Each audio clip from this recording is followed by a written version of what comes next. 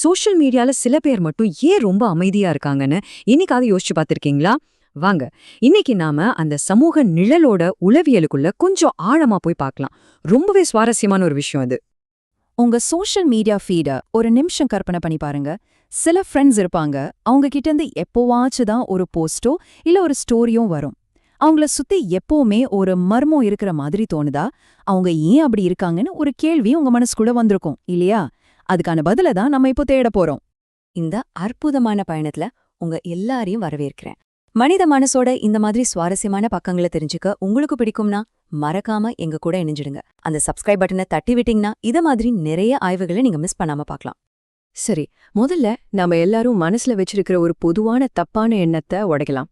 Likes, ஷேர்ஸ்க்கெல்லாம் அந்த பக்கம். இந்த ஆன்லைன் அமைதி உண்மையில எதுதான் சொல்ல வருது? வாங்க உள்ள போய் பாப்போம். இங்கதான் விஷயமே சூடு பிடிக்குது. ஆன்லைன்ல அமைதியா இருக்கிறவங்கள பார்த்தா நம்மளோட முதல் எண்ணம் என்னவா இருக்கும்? ஒருவேளை இவங்க ரொம்ப சமூக விரோதியா இருப்பாங்களோ, இல்ல எதையோ மறைக்கிறாங்களோன்னு தோணும் இல்லையா? ஆனா உளவியல் என்ன சொல்லுது தெரியுமா? அந்த அமைதிக்கு பின்னாடி பெரும்பாலும் ஒரு ஆழமான உணர்ச்சி நுண்ணறிவும் யாராலையும் அசைக்க முடியாத ஒரு சுயமரியாதையும் ஒளிஞ்சிருக்குதான். நாம நினைக்கிறத விட இது அப்படியே தலைகீழா இருக்கு பாத்தீங்களா? இந்த ஆச்சரியமான உளவியல் உண்மை நம்மள ஒரு புது உலகத்துக்கு கூட்டிட்டு போகுது. தனியுரிமையோட உளவியலுக்குள்ள நுழைஞ்சு அவங்கள விவரிக்கிறதுக்குன்னே இருக்கிற ஒரு பவர்ஃபுல்லான வார்த்தையை நாம இப்ப தெரிஞ்சுக்கலாம். அதுதான் சமூக நிழல். அப்போ யாருங்க இந்த சமூக நிழல்?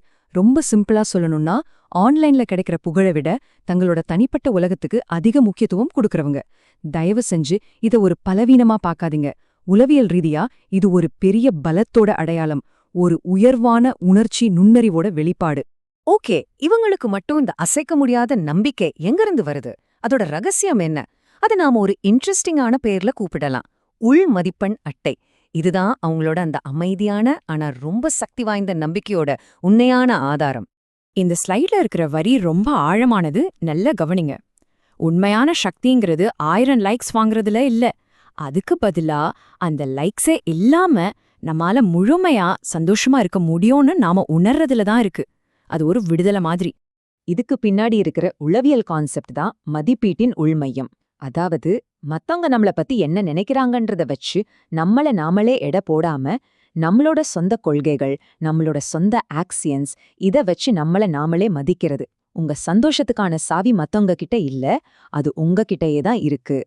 இந்த மேற்கோள் தான் விஷயத்தோட மைய புள்ளி. இத மனசுல வச்சுக்கோங்க. அடுத்த தடவை யாராவது லைக்ஸ்க்காக அலையாம இருக்கிறத பாத்தீங்கன்னா அத பலவீனம்னு நினைக்காதீங்க. அதுதான் உண்மையான ஆழமான உளவியல் பலத்தோட அடையாளம். சரி, இதெல்லாம் தெரிஞ்சு நமக்கு என்ன ஆக போகுது? எப்ப பார்த்தாலும் நம்ம கவனத்தை ஈர்க்க முயற்சி பண்ற இந்த டிஜிட்டல் உலகத்துல இந்த அமைதியான நம்பிக்கை நமக்கு எப்படி உதவும்?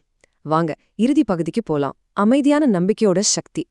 இந்த ஆய்வுல இருந்து நாம் எடுத்துக்க வேண்டிய மூணு முக்கியமான விஷயம். ஒன்னு, ஆன்லைன்ல பிரைவசியை மெயின்டைன் பண்றது ஒரு விதமான மன வலிமையோட அடையாளம். 2, நம்மளோட உண்மையான மதிப்பு லைக்ஸ்லயோ ஃபாலோவர்ஸ்லயோ இல்ல, அது நமக்குள்ள இருக்கிற உள் மதிப்பெண் அட்டையில தான் இருக்கு. 3, அதிக உணர்ச்சி நுண்ணறிவு இருக்கிறவங்க போலியான புகழை விட உண்மையான தனியுரிமைக்கு தான் அதிக மதிப்பு கொடுப்பாங்க. கடைசியா உங்ககிட்ட ஒரு கேள்வி. எல்லாரும் கவனத்துக்காக கத்திட்டு இருக்கிற இந்த டிஜிட்டல் உலகத்துல உங்களோட அமைதி அது உங்கள பத்தி என்ன கதைய சொல்லுது? ஒரு நிமிஷம் யோசிச்சு பாருங்க. இந்த ஆய்வு உங்களுக்கு ஒரு புது பார்வையை கொடுத்திருக்கோன்னு நம்புறேன். உங்க எண்ணங்கள் என்ன? நீங்க ஒரு சமூக நிழலா? உங்க அனுபவங்களை கீழே கமெண்ட்ஸ்ல எங்களோட பகிர்ந்துக்கோங்க. இந்த உரையாடல் உங்களுக்கு பிடிச்சிருந்தா லைக் பண்ணுங்க, உங்க நண்பர்களுக்கும் ஷேர் பண்ணுங்க. இன்னும் இது மாதிரி ஆழமான ஆய்வுகளுக்கு மறக்காம சப்ஸ்கிரைப் பண்ணிடுங்க. அடுத்த ஆய்வில் சந்திக்கும் வரை தொடர்ந்து சிந்தித்துக் கொண்டே இருங்கள்.